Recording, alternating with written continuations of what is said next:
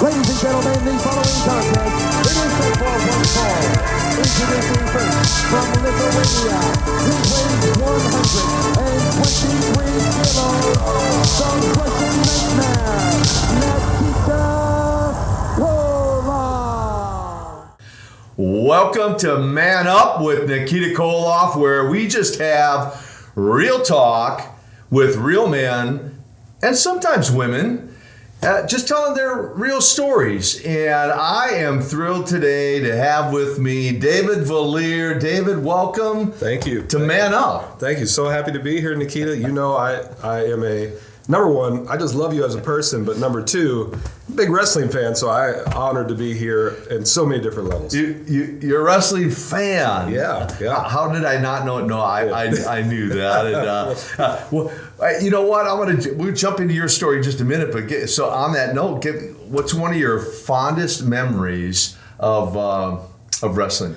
Oh man, honestly, my fondest memory is watching it with my dad. I mean, That was just any time I got to watch with my dad. But the best moment was WrestleMania 30, New Orleans. Went with my dad. It was awesome. So a memory I'll never forget. So some father-son bonding time. Oh, totally is what I'm hearing. Yeah, that's pretty awesome. And would you say so? You have a great relationship. Sounds like with your dad. Oh yeah, he's one of my best friends. Always has been. Always will be. Okay. And, he's just he's an amazing man. Okay. Well, let's talk about a little bit about your story. I said, real stories, and here's a little bit about what I know about you, and then I want you to elaborate on this. Songwriter extraordinaire, in my view. Worship leader extraordinaire as well. I just throw them both in. Teacher. Right. What have I missed? Just overall amazing human. Come on. Exactly. That's why I got you on the show. Right. Okay. Yeah. What have I missed, though? Producer, those kinds of things. Okay. But man, just those descriptions are. Thank you for that. Real. Yeah. I'm in music and I also do a lot of teaching, speaking. And as you mentioned, songwriting with not just myself but with others and helping others do that. So. Well, we mentioned your dad. Tell our audience, just tell us a little bit about your family. Talk about that. Yeah, so I grew up, born and raised Cajun, like through and through. So I grew up in Lafayette, Louisiana. Didn't leave there ever, really, besides here and there until I was 18. Okay. And then began to travel the world and do music and all that kind of stuff. But yeah, just Cajun. The Cajun music's in my blood, Cajun food's in my blood, so it inspired me really in everything that I'm doing now. And so it's pretty cool. And so when did you know, how young were you when you knew you wanted to get into music, I guess, and maybe a two-part question, a worship leader, right, songwriter? Yeah, I definitely have two answers for that. I knew I liked music in two separate moments in my life. Number one, and I think a lot of people have this story, Michael Jackson, man. I remember I saw him and heard his music, and it did something to me that I never experienced before. I just I wanted to dance to it. I wanted to sing to it. How old were you? Oh man, I must have been 5 or 6. I okay. was, young. Young. Okay. And then with worship, it was really interesting because I never thought of myself as a worship leader growing up. So I grew up in the church, in the Assemblies of God. I'm not sure if you're familiar with the Assemblies of God, but actually got saved in an AG church. Yeah, That's part of my salvation story. Yeah. So I'm familiar. I grew up thinking, oh, you know what? I'm going to be this dynamic speaker. I'm going to pastor a church. And then out of left field, here came my passion for worship. I was actually seeing some worship leaders that I'm very close with, Don Potter, Leonard Jones, Susie Arai, all from Morningstar, seeing them on TV one day and being like, what in the world is this? I've got to get to know how to do this, how to be a part of it. So it was really cool. That was my passion for worship leading, intermingled with music, how that really came alive. And so at what age might you have been when that kind of came to life? Would you say? Mid-teens, 14, 15 years old. Yeah, and it was really interesting. Well, I've sat in on many of your worship sets, and certainly blessed by your heart and your passion to lead worship.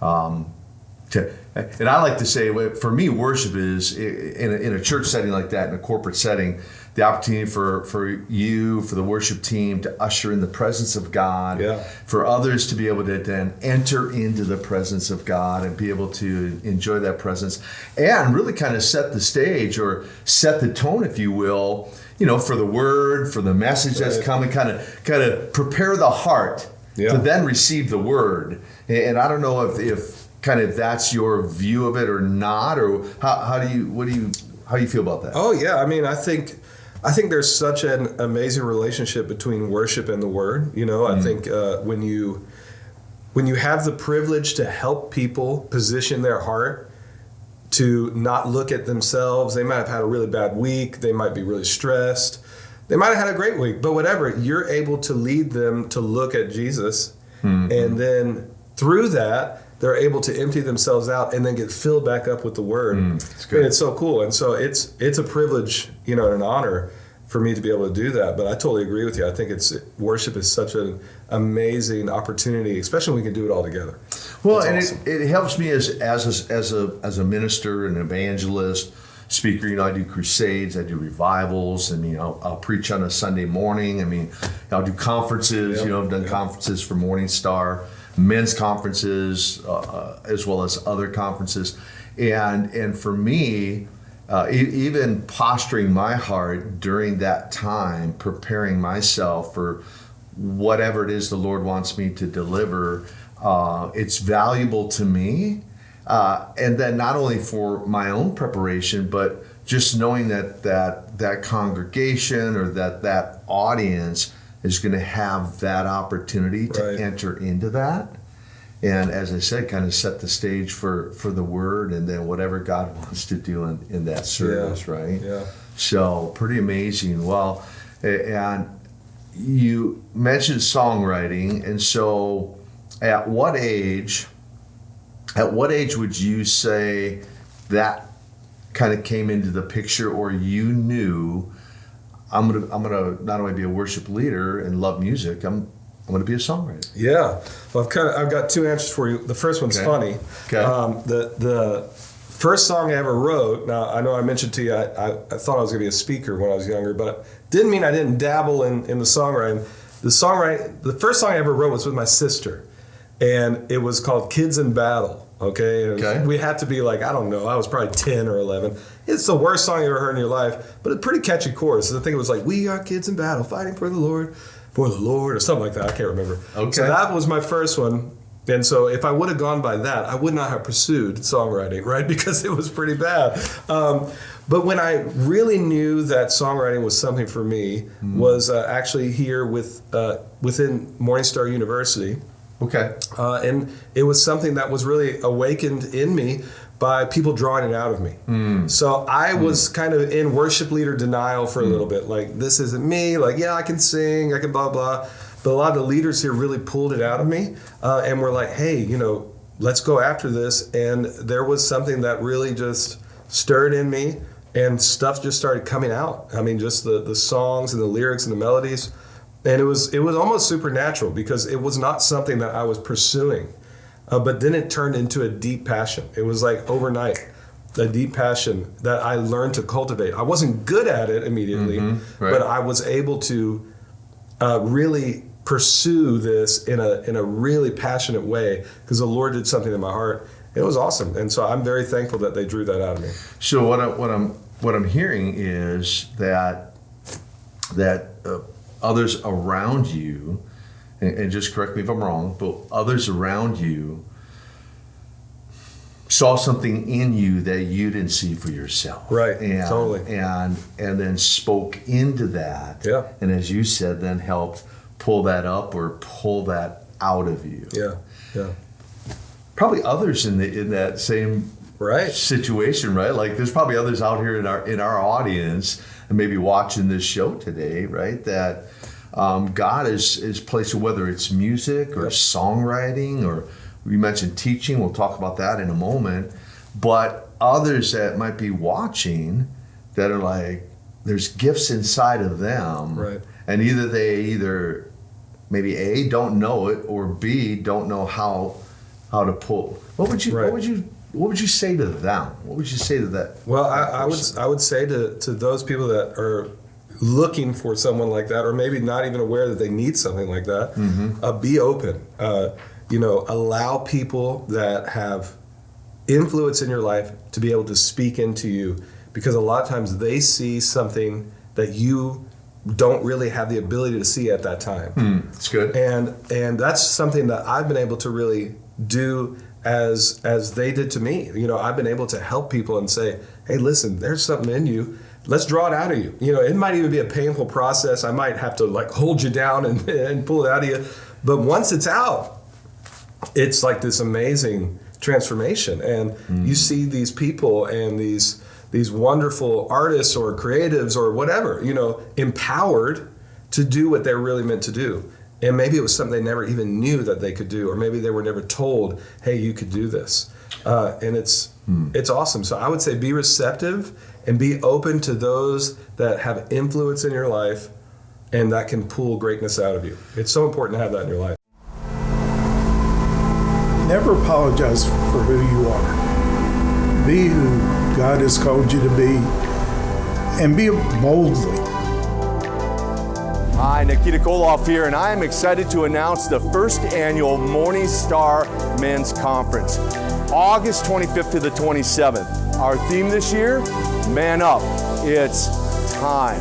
And we have a phenomenal lineup of speakers, including NBA All-Star Al Wood, WWE Superstar Lex Luger, Lieutenant General Jerry Boykin, David and Jason Benham, the Benham Brothers, Chris Reed, and of course Dr. Rick Joyner. Let's not forget world-renowned evangelist Frank Shelton. Click the link below and sign up early. You do not want to miss this event.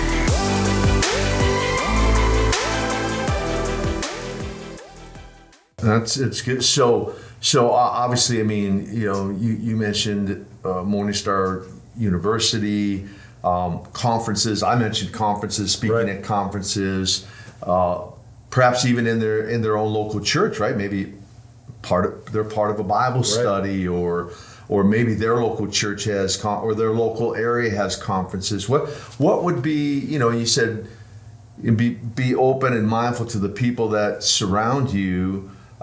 What might be some ideas that where others could they go to a conference and then perhaps experience that, and maybe they've never been to one before? Or what would some suggestions, I guess, where I'm getting at? I mean, my suggestions would be try to get around people that you can see the greatness in them, and you say, man, I'd like to learn from them. So, for instance, like you said, for conferences, there's schools, there's like weekend intensives. There might even be a church culture that you have seen from afar, maybe in the town you're in, or, maybe the Lord's calling you to go somewhere else. But you're like, I want that culture. I want what they have.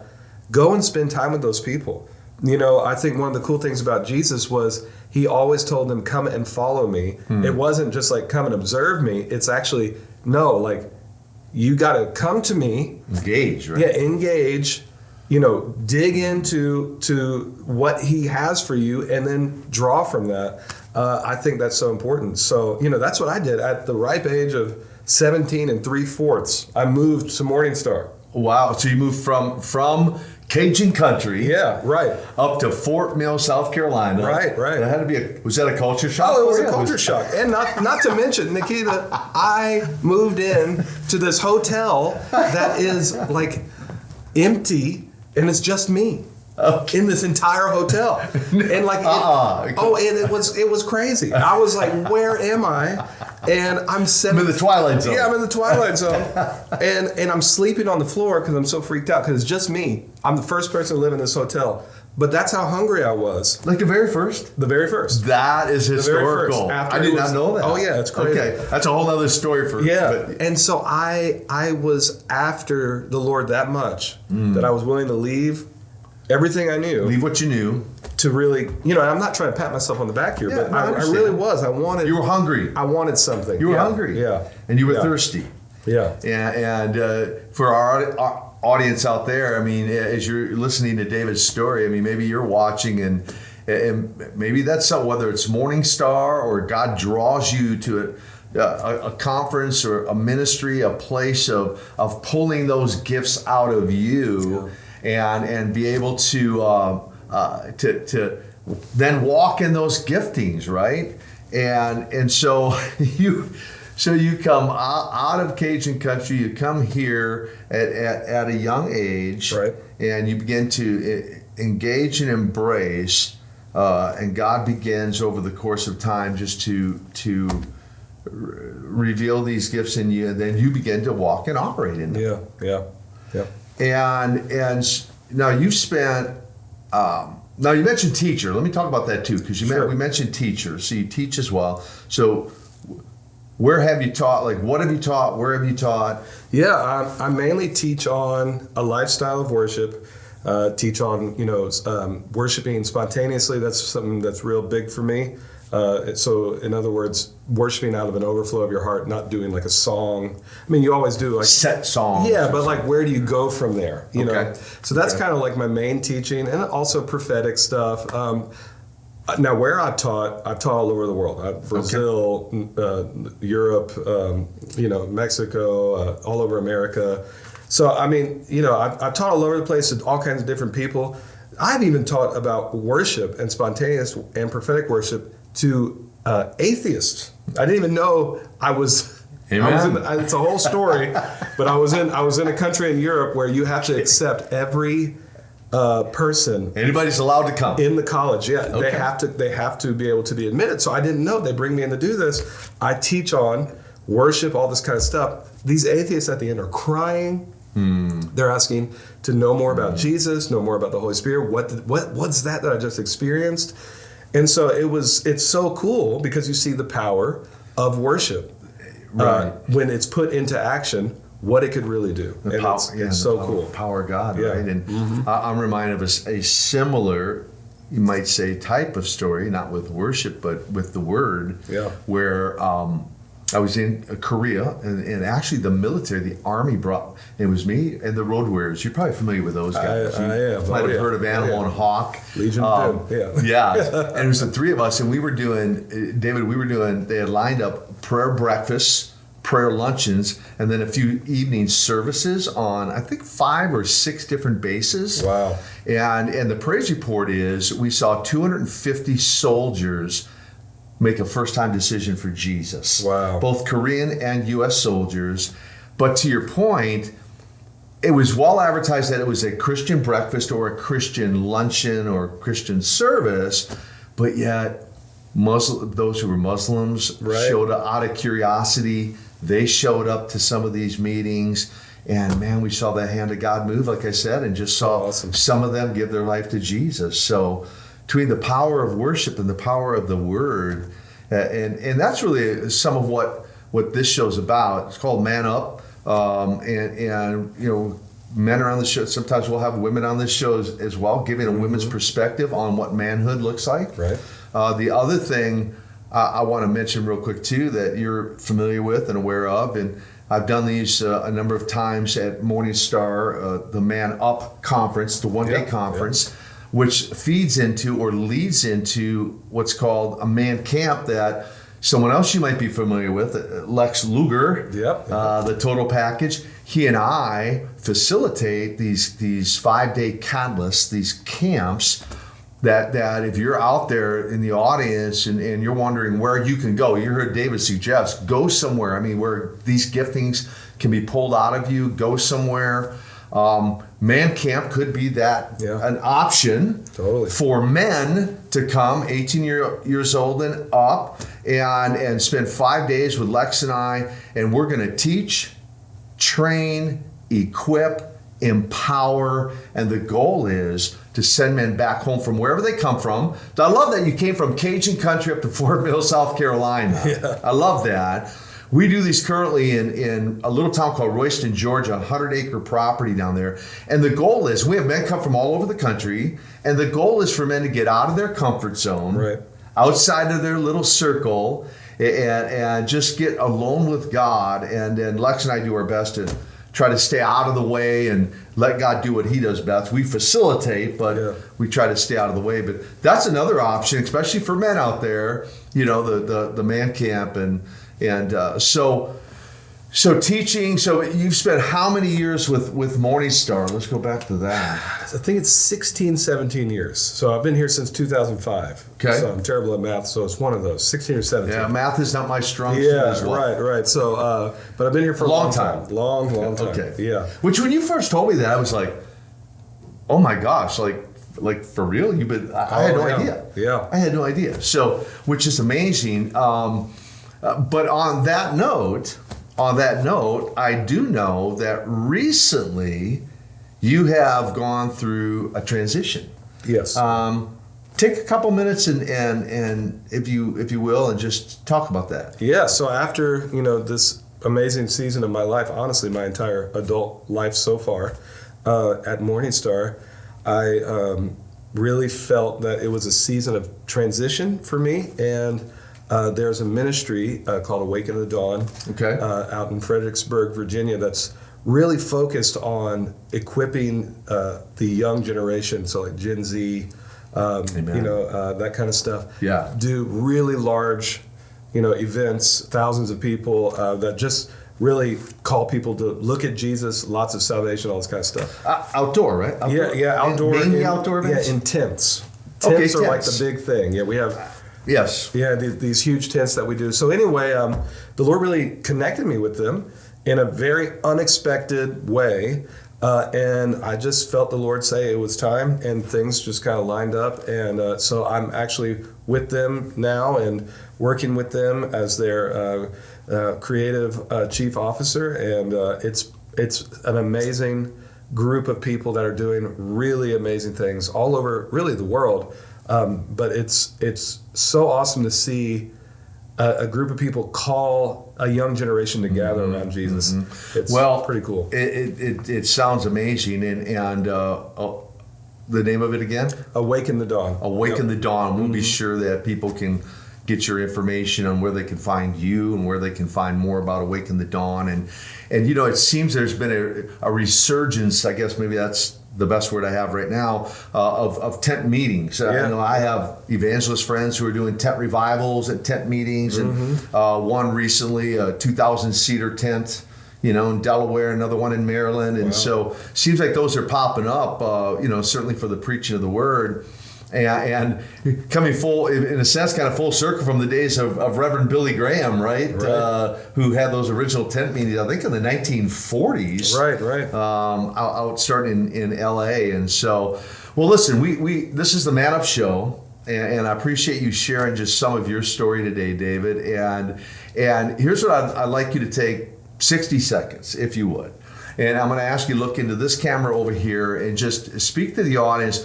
What would you, David, like in 60 seconds, what would you like to challenge men with? We'll leave on that note, you putting a challenge out to men. What would you just go for it? Well, any men watching, I would challenge you to do two things. Number one, to find security in the Lord and through trusting Him. I think that has been a huge thing that the Lord has dealt with me on, is to be secure in my trust with Him. And I think that's sometimes something that we can struggle with as men. The second thing I would do is to challenge you to find community that you can pull from, and they could pull the greatness out of you. And that takes vulnerability and risk. And so I want to challenge you with those things. Find some people that will say, hey, you've got amazing things in you. I'm going to help you get to that point and get to that place where you are thriving in Jesus.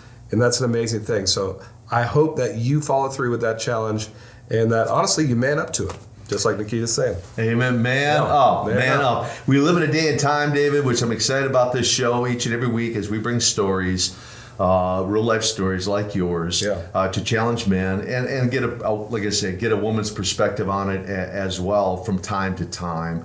But and so where can they find, just real quick, Awaken the Dawn, where can they find out more about you? awakenthedawn.com. Okay. Or you can find me, Facebook, Instagram, that kind of stuff. Okay, David Vallier. Yep. Worship leader extraordinaire. Yep. And thank you for tuning in today to the Man Up Show. And tune in again next week. We'll have another great guest that I know or feel confident that you'll enjoy hearing their story. God bless you. Thank you for tuning in to this episode of the Man Up Show. For more content, please visit us at www.morningstartv.com. Hello, I'm Rick Joyner. I wrote 4 books last year, but these are, I believe, some of the most important I've written in a long, long time, maybe even ever. This one is called The Second American Revolution/Civil War. It came from a dream I had in 2018, a very graphic dream, when the Lord started showing me things that you can see even from the time I had that dream in 2018. This is already unfolding. And anyway, this is about that, and I throw in a lot of the other information and knowledge of what's going on so that we can discern the times and know what to do in them. Now, this is another book I wrote last year, The Awakening. It's about my personal sojourn. I wrote this one of the most important I think I've written in a very long time, on Marxism and its strategy for destroying America, how it has almost already finished the job. It's infiltrated our schools, the media, entertainment, virtually across America. And they formulated a 45-point plan in the 1930s for taking over America, the Marxists. And they have just about finished the job. They have very systematically and very patiently gone after every one of these, and I lay out all 45 points, how they have been working those points, and how many have been accomplished, how they did it, and where we are now, and what we need to do to reverse this. It is not too late, but if we don't act soon, we're going to lose our democratic republic to this ultimate evil and this ultimate enemy of liberty and freedom. We have to understand this basic military principle. You cannot defeat an enemy you do not see. And to see means to understand it, to be able to perceive it as it's working against you. And I believe when you read this book, you're going to see all of the places that it is now manifesting itself and seeking to take over our country. Lieutenant General Jerry Boyk and myself wrote this book together on the principles of war, taken from Clausewitz's 12 Principles of War. You know, Jerry and I used to teach this. He would teach each principle, lay out the military application, and then I would take each principle and lay out how you could apply the same principle in business and schools and missions and virtually any endeavor. And it helps to plan strategically, have clear objectives. And there's a saying, those who do not know the principles of war are going to be used and will serve those who do. Well, these are simple, easy to understand. Jerry had 36 years in military, one of our greatest military warriors in our generation. And I've been studying military history and history in general since I was 15 years old, studied Marxism since I was 19 years old. But we combined and condensed that knowledge into something you can read in just a few hours.